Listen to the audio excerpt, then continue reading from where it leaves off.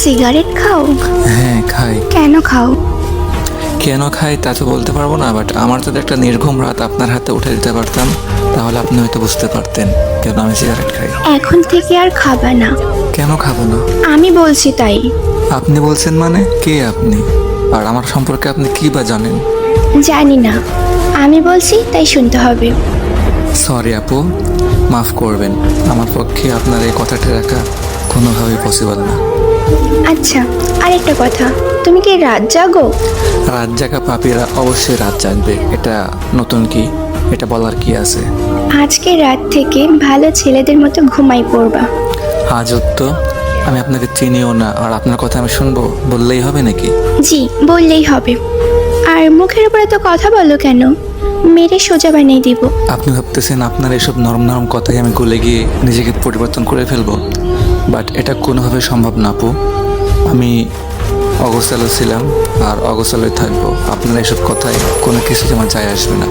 এত অগোছালো কেন তুমি? অল্প বয়সে পরিবারের দায়িত্ব কাঁধে নেওয়া, অ্যান্ড একটা মানুষকে খুব বেশি ভালোবাসার পরেও তার দেওয়া আঘাতগুলো আমাকে অগোছালো করে ফেলছে।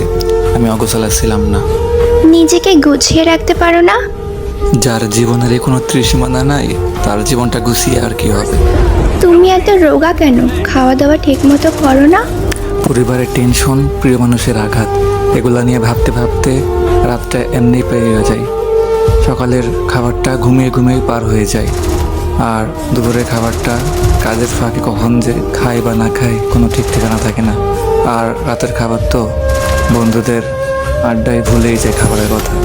এত এলোমেলো হয়েছো কিভাবে? ওই যে বললাম না, পরিবারের টেনশন আর আপনার মতো একটা প্রিয় মানুষের আঘাত। ও আচ্ছা, আসলে তোমার জীবনের মানুষটা ভুল, এই জন্য তুমি ঠকে গেছো।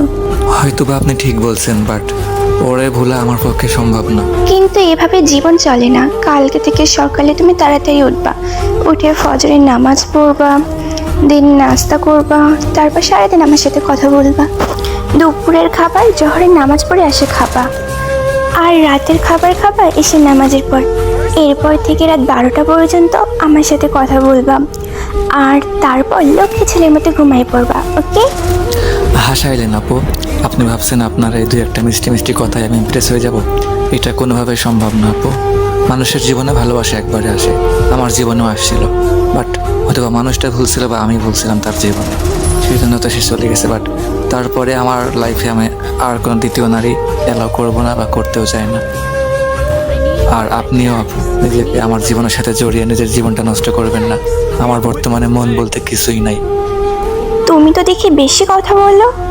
আমি যা বলছি আজ থেকে যেমনি বলবো তেমনি চলবা, না হলে মেরে বালি চাপা দিয়ে দিব। দেখেন, বালি চাপা দেওয়ার আগে নিজে আবার ব্লক লিস্টে পড়ে থাকেন না। কালকে থেকে আমার রুটিন শুরু, কোনো কিছু চলবে না। ওকে? আজও তো বললাম না পারবো না। এখন ঘুমাবো। ওকে, বাই, আল্লাহ হাফিজ।